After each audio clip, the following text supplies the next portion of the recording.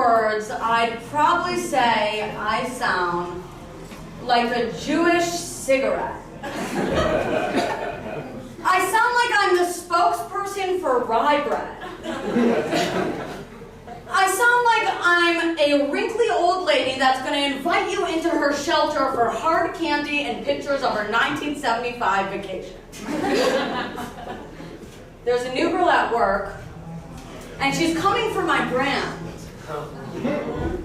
See, she's lazy, delusional, and she can't read a room for her life. She spent the first day of work coming in late, standing in the doorway eating a chocolate croissant.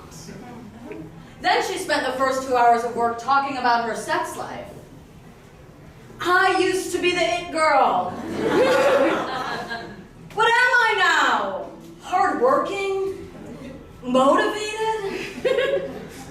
I don't even know who I am anymore. And I work at a dispensary.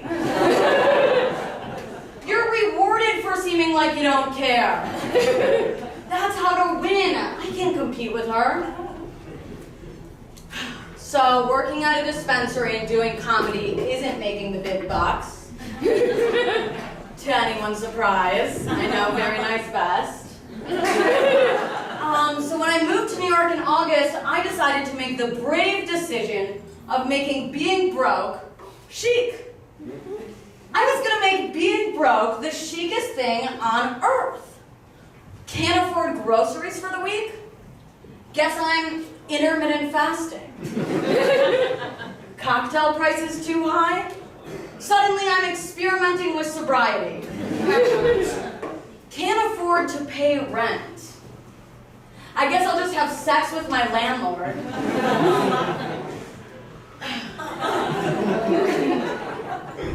I guess. So I went with my mom glamping in Tennessee this year. And we went on a little trip to Tennessee.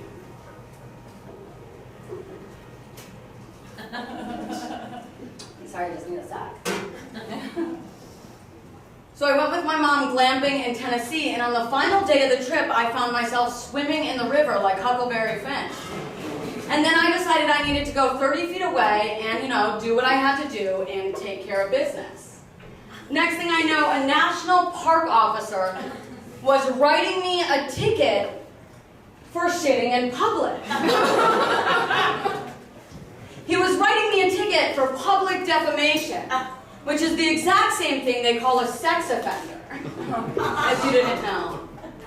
So, anyways, the level of humiliation I felt was absurd. I finally felt like I could relate to Cole Sprouse after Call Her Daddy. I had to get a lawyer. I had to go to court.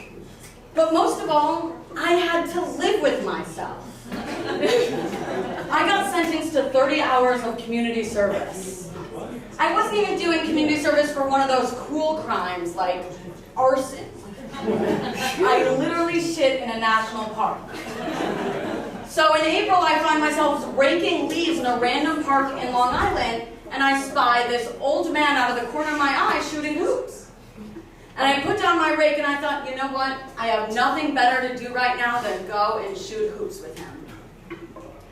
So, I go over there and I find out that this nice man, his name is Rory, he's very Irish, and he has 2 really cute, successful sons that are Harvard graduates. So here I am trying to score myself a date for one of these sons, maybe everything's looking up Liz. Next thing I know, he asks me the dreaded question. Why are you doing community service? And I say, I don't want to answer. I say as quietly as possible, oh, I took a shit in a national park. But 60-year-old Rory didn't hear me. What's that you say? It's the best I could do. I took a shit in a national park. He still doesn't hear me. What's that you say? I took a shit in a national park! Oh, you're a park sitter, eh? He says it without malice, as if he knows the type. Park sitter. Me too. Brimwood Halls, 1948.